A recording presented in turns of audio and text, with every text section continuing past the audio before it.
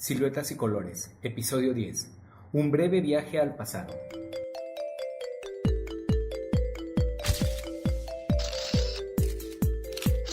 Siluetas y colores. La moda como nunca la habías escuchado. Con Larisa García y Marcelo Velázquez en voz y audio, producido por Larimar Producciones. Escúchanos vía YouTube y iBooks. Nos encuentras como Siluetas y Colores. Síguenos en Facebook. Además de dejarnos tus comentarios, también nos encuentras como Siluetas y Colores. Ahora dispongámonos a escuchar que en breve comenzamos.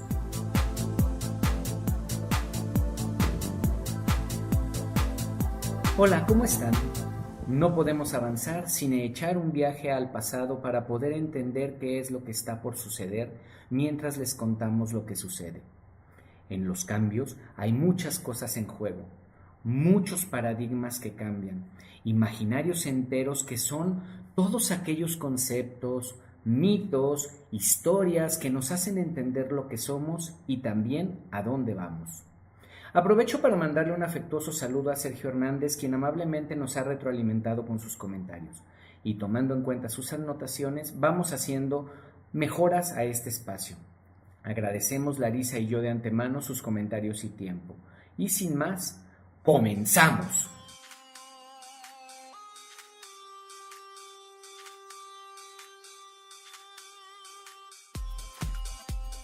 Un imaginario es, por un lado, una gran metáfora, pues tiene las características de conocimiento que tienen las metáforas y sus efectos en nuestra comprensión. Pero también podemos situar el imaginario cerca de los mitos que nos explican lo que es cada acto humano, con lo que tienen función en el mecanismo de comprensión social. Por lo que la metáfora se refiere, hay que destacar su capacidad de mostrarnos la realidad de una determinada manera. Una metáfora, al señalarnos algo en términos de otra cosa, suele situarnos en la realidad a la cual se refiere de una manera más cotidiana del mundo dado por descontado. Las metáforas fijan la realidad, la estabilizan, nos la hacen más próxima y entendible. Por lo que al mito y su relación con el imaginario se refiere, hay que destacar su función de dar sentido en la vida personal y social. El mito nos aclara el pasado, nos indica el sentido y el valor del futuro posible, condicionando y orientando la acción como lo imaginamos. Los imaginarios son muy importantes, porque definen nuestras convenciones y nuestra forma de ser, en pocas palabras, nuestro sistema de pensamiento.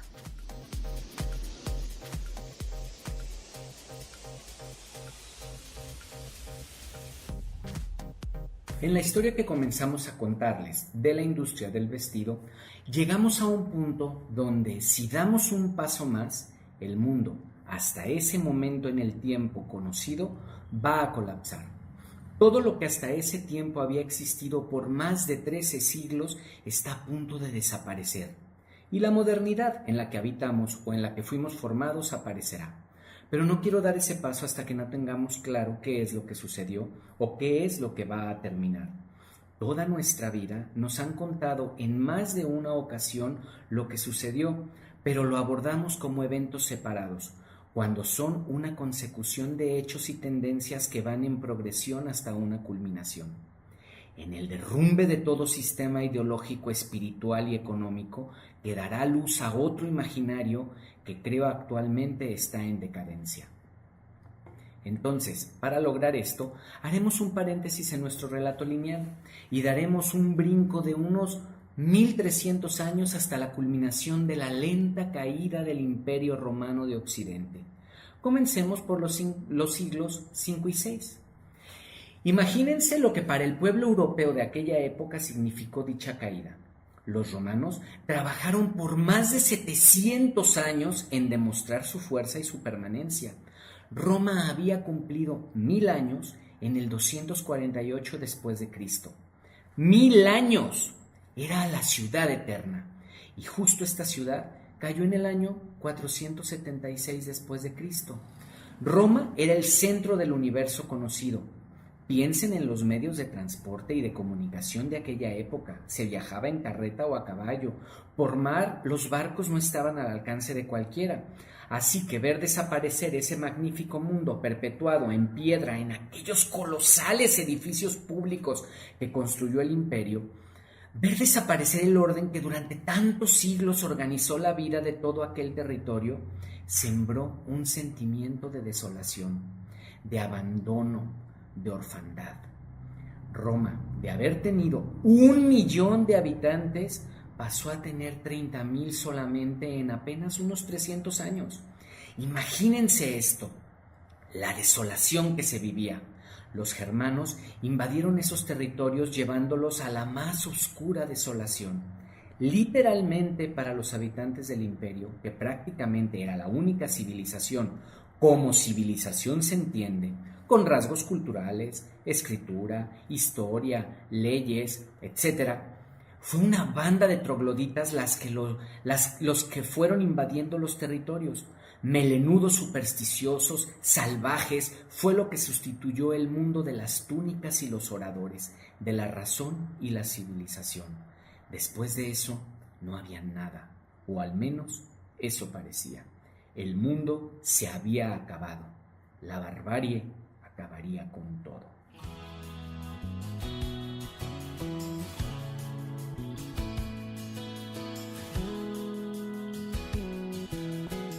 Para los que hacemos siluetas y colores, saber de ti es muy importante.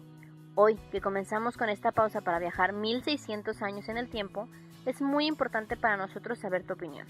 Búscanos en Facebook como Siluetas y Colores y te tenemos una sorpresa en el álbum La Edad Media. Déjanos tus observaciones y dudas, regálanos un pulgar arriba, en YouTube o un corazón en iVoox. En las 3 plataformas nos encuentras como Siluetas y Colores. Recuérdalo, en Facebook, YouTube y iVoox estamos como Siluetas y Colores.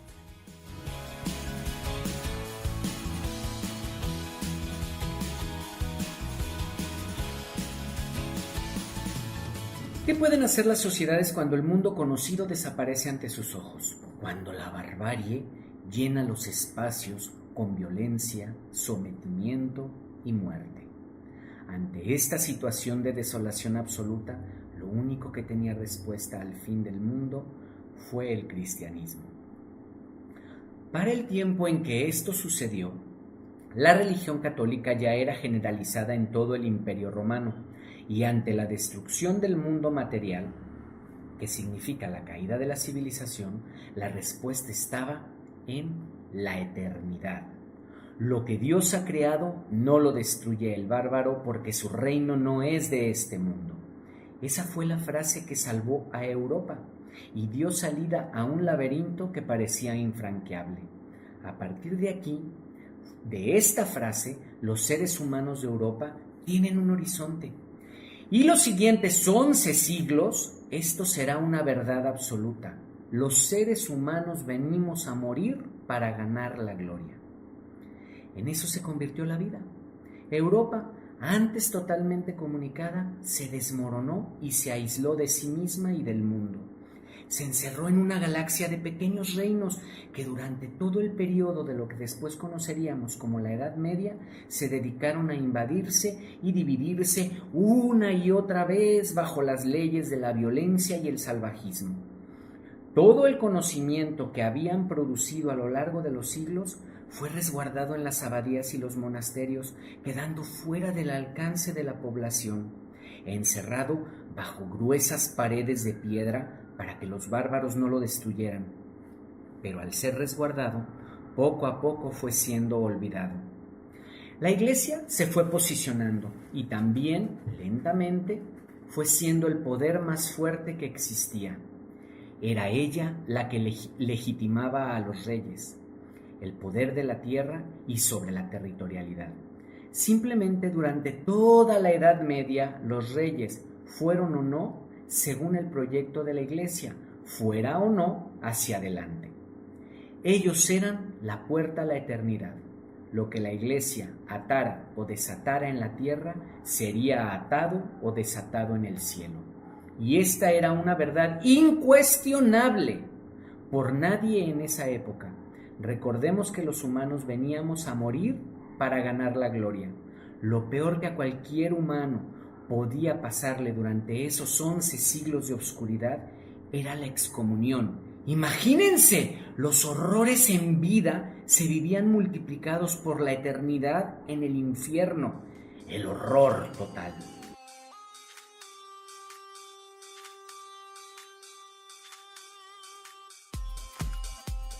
En la Edad Media existían fuertes diferencias en función de la clase social en la que se perteneciera. Se distinguía a las personas en función de la indumentaria que vistieran, y además era una forma de clasificarlos. Cada estamento de la sociedad llevaba unos ropajes distintos. Cuando finalizó el periodo romano, la moda cambió, pasando de las túnicas a las telas de punto y malla. El periodo medieval comienza en el 476 después de Cristo. Los bárbaros introdujeron el uso de bragas que recubrían las piernas, un tipo de prenda muy similar a las actuales que son pantalones o calzas. Las calzas iban ajustadas a las piernas, estaban decoradas con adornos y se sujetaban a la pantorrilla con el uso de ceñidores. Los hombres medievales utilizaban una escasa variedad en los colores de la indumentaria. El lado izquierdo y el derecho eran diferentes. Los nobles utilizaban el pigmento rojizo. Se añadieron las mangas a la ropa, ya que anteriormente en las túnicas no había mangas.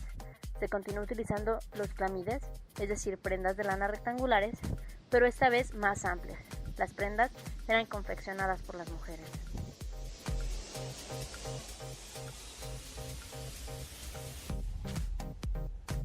¿Qué va sucediendo en una sociedad con tanta violencia, donde la riqueza se gana, no se crea? Los grandes reyes de esa época hacen su riqueza de saquear reinos vecinos e invadir sus territorios. Los reyes de la Edad Media vivían de hacer la guerra. La buscaban, no era una respuesta, era un camino. Entre más guerras, mejores reyes. Esto ocasionó que la gente se replegara a comunidades cerradas, aisladas. La comunicación fue prácticamente nula entre los reinos. No había comercio.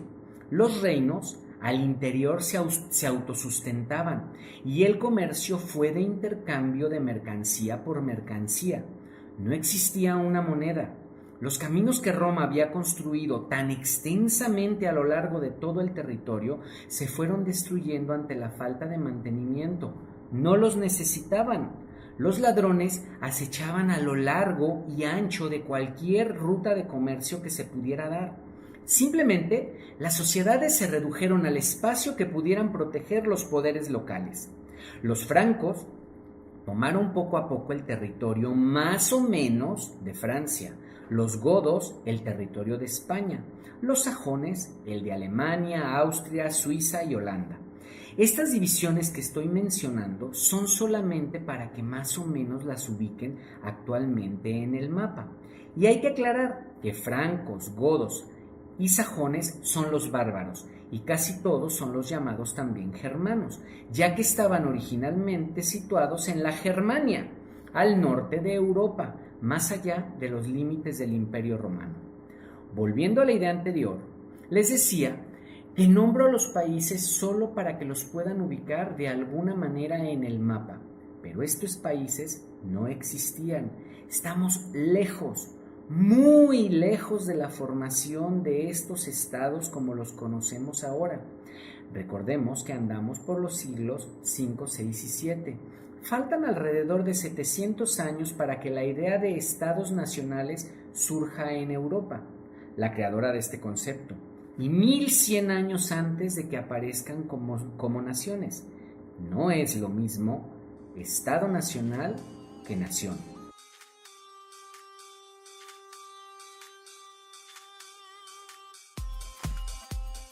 Los villanos y los siervos utilizaban materiales como el lino, la lana o pieles baratas para abrigarse. En cuanto al uso de los colores, estos dependían de la facilidad de tinte y del precio de las mismas. Las clases menos privilegiadas apenas usaban tintes en las telas, eligiendo el color natural de las mismas. Estos eran pigmentos como el gris o el marrón.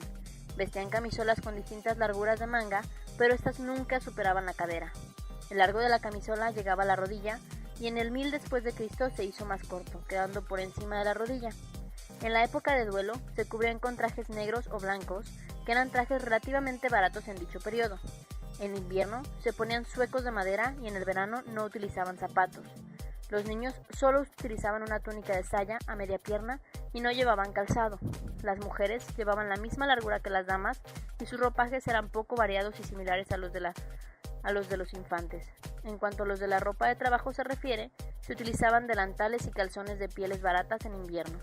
En función del gremio al cual perteneciera, se portaban unas pieles u otras sobre los sombreros. Las clases privilegiadas se ataviaban con una mayor gama de colores vistosos. Además, sus ropajes eran más largos. En lo relativo al uso de los tejidos, la clase baja solo utilizaba lino y las altas sedas bordadas en oro, ribeteadas en pieles traídas de lugares exóticos. Pero las pieles más habituales eran el zorro y el lobo. Las mujeres jóvenes utilizaban un pequeño escote, pero su falda tenía una largura hasta el suelo, y los brazos estaban cubiertos con una camisola de lino o seda. Este estamento se recubría con todo tipo de tonalidades como lila, negro, blanco, rojo, azul, dorado, plateado, verde, amarillo o rosa. Según el poder adquisitivo que se tuviera, se usaban colores más o menos brillantes. Los hombres en las fiestas se cubrían con ropajes del estilo de los nobles de Constantinopla, pero en el día a día lucían prendas parecidas a los campesinos y utilizaban botas o zapatos con punta alargada.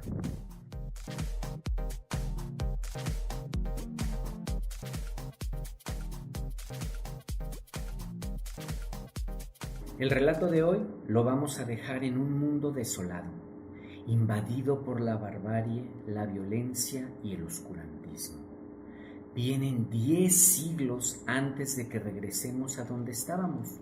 No será largo, no serán muchos programas, pero para entender lo que aparecerá después de la Revolución Francesa necesitamos conocer todo esto.